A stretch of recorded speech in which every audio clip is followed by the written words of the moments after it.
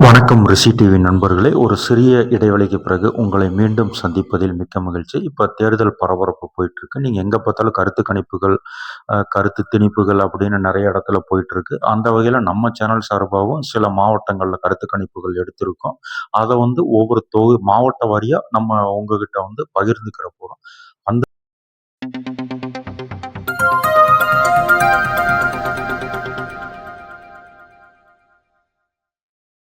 வகையில பார்த்தீங்கன்னா, முதல் மாவட்டமா நமக்கு அண்டை மாவட்டமான தேனி மாவட்டத்துல இருக்கிற 4 சட்டமன்ற தொகுதிகள பத்தி பார்க்க போறோம்.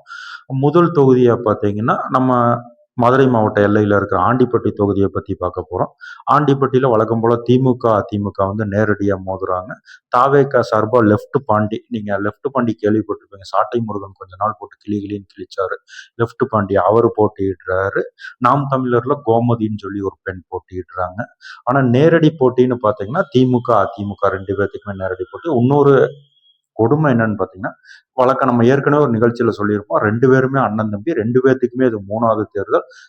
2 பேருமே அதுல 2 தடவ பார்த்தீங்கன்னா, அதிமுக சார்புல போட்டியிட்ட லோகிராஜன் தோத்து போயிட்டாரு. அவங்க அண்ணன் ஜெயிச்சுட்டு இருக்காரு. இந்த தடவ அத ஒரு சென்டிமெண்டா பேசிட்டு இருக்காரு. எங்க அண்ணன் இத்தனை தடவ ஜெயிச்சிட்டாருல, எனக்கு விட்டு கொடுக்கலாம்ல அப்படின்னு. வெளிய பேசுறாங்க. உள்ளுக்குள்ள அவங்க என்ன உள்குத்து அண்ணன் தம்பிய மீறி இங்க யாரும் வரக்கூடாது அப்படின்னு நினைக்கிறாங்களான்னு தெரியல. அதே மாதிரி இளைஞர்களோட வாக்குகள் கணிசமா லெஃப்ட் பாண்டி தாவேக்கா வாங்குவாரு.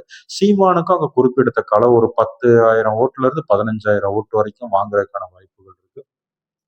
இப்போதைக்கு பார்த்தீங்கன்னா, திமுக கொஞ்சம் லீடிங் எடுக்குறாங்க ஆண்டிப்பட்டியில. என்ன காரணம் அப்படின்னு பார்த்தீங்கன்னா, ஓபிஎஸ் அங்க சேர்ந்திருக்காரு. அதே மாரி ஓபிஎஸ் கூட இருந்தவங்க நிர்வாகிகளும் சேர்ந்திருக்காங்க. அதிமுகவுக்கு அங்க என்ன பலம் அப்படின்னா, அமமுக கூட்டணி போயிருக்கு. இன்னொன்னு அங்க நாயக்கர் சமுதாய வாக்குகள் ஆண்டிப்பட்டியில ஓரளவுக்கு இருக்கு. அது தேமுக கூட்டணி திமுகவுக்கு ஒரு பூஸ்ட் குடுக்குது. இன்னைக்கு நிலைமைக்கு பார்த்தீங்கன்னா, ஆண்டிப்பட்டியில திமுக கொஞ்சம் எட்ஜ் எடுக்குறாங்க. திமுக முன்னணியில இருக்காங்க.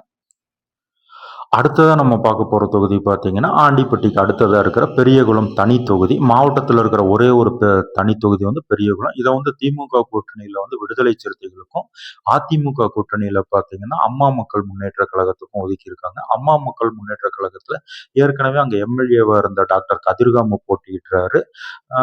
திமுக கூட்டணியில பார்த்தீங்கன்னா, சக்திவேல் அப்படிங்கிறவர் போட்டியிடுறாரு. நாம் தமிழர்ல விமலாங்கிற அங்கேயும் ஒரு பெண்மணிக்கு தான் குடுத்துருக்காங்க. விமலா நிக்கிறாங்க. தாவேக்கால சபரி போட்டியிடுறாரு. விடுதலை சிறுத்தைகளை சேர்ந்த வேட்பாளர் பார்த்தீங்கன்னா, மதுரையை சேர்ந்தவர். அதனால லோக்கல்ல கொஞ்சம் அவருக்கு அறிமுகம் கம்மியா இருக்கு.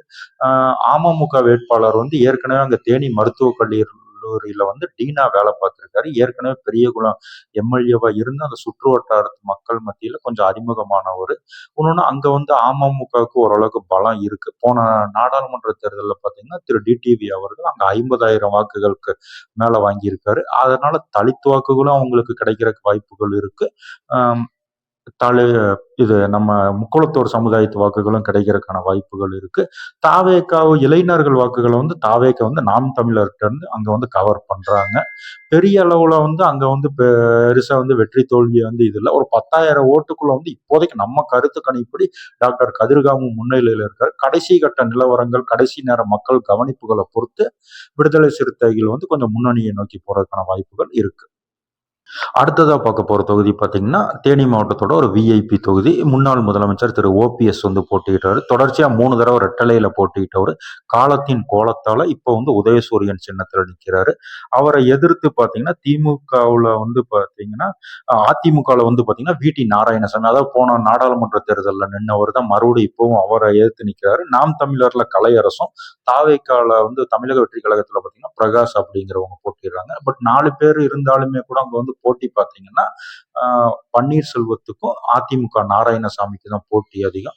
பன்னீர்செல்வத்துக்கிட்ட முக்குளத்து சமுதாயத்து மக்களுக்கு ஒரு சின்ன இரக்கம் இருக்குது.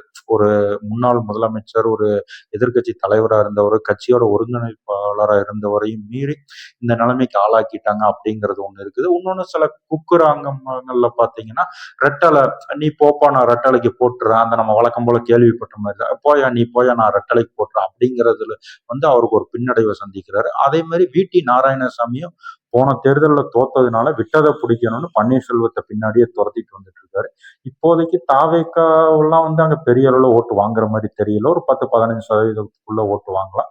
நாம் தமிழர் அதேதான். ஒரு 5-6% ஓட்டு வாங்கலாம். இப்போதைக்கு அங்கேயும் பன்னீர்செல்வம் தான் முன்னணியில இருக்காரு.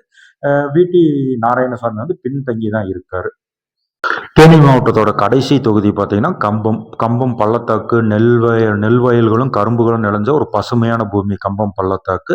அந்த தொகுதியில் பார்த்தீங்கன்னா அதிமுக சார்பாக அதிமுகவின் சீனியர் வந்து எஸ்டிகே ஜக்கையன் போட்டியிடுறாரு.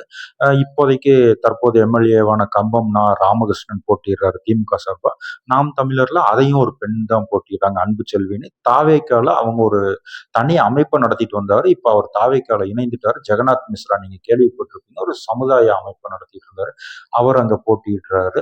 கம்பம் தொகுதியில பாத்தீங்கன்னா எஸ்டிகே ஜக்கைனும் சரி, நம்ம கம்பம் ராமகிருஷ்ணன் சரி மிகுந்த அறிமுகமானவங்க அங்க வந்து. அதே மாதிரி ஜெகநாத் மிஸ்ராவும் அவர் ஒரு இளைஞர் படையை கூட்டிட்டு வந்து அங்க பெரிய அளவுல வந்து பிரச்சாரம் பண்ணிட்டு இருக்காரு. பணபலத்துக்கு குறைவில்லாதவர் ஜெகநாத் மிஸ்ரா. இப்ப பாத்தீங்கன்னா அங்க மும்முனை போட்டி நிலவுது. தேனி மாவட்டத்திலேயே மும்முனை போட்டி நிலவர ஒரு தொகுதி வந்து பாத்தீங்கன்னா கம்பம் மட்டும்தான். அதுல முதலிடத்துல வந்து இப்போதைக்கு நம்ம கள நிலவரத்து அடிப்படையில பார்த்தோம்னா திமுக வந்து முன்னிலையில போயிட்டு இருக்காங்க.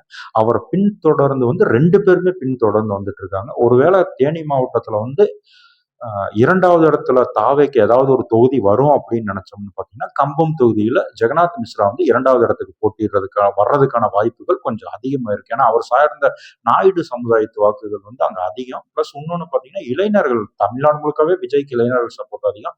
கம்பத்துல கொஞ்சம் அதிகமாவே இருக்கு. நாம் தமிழர் வந்து அங்க பெருசா ஒரு 6-5% ஓட்டு தான் வந்து வாங்குறதுக்காக இருக்கேன். இப்போதைக்கு நிலைமைக்கு முதலிடத்துல கம்பம் ராமகிருஷ்ணன் இருக்காரு. 2வது இடத்துல 2 பேருமே இருக்காங்க. தேர்தல் நெருங்க நெருங்க அந்த 2வது இடத்துல யார் வருவாங்கங்கிறது தான் அவங்க அதிமுகவுக்கும் தாவேக்காவுக்கும் 2வது இடத்துக்கு தான் போட்டியே தவிர முதலிடத்தை வந்து கம்பம் ராமகிருஷ்ணன் வந்து பிடிச்சிருவாரு.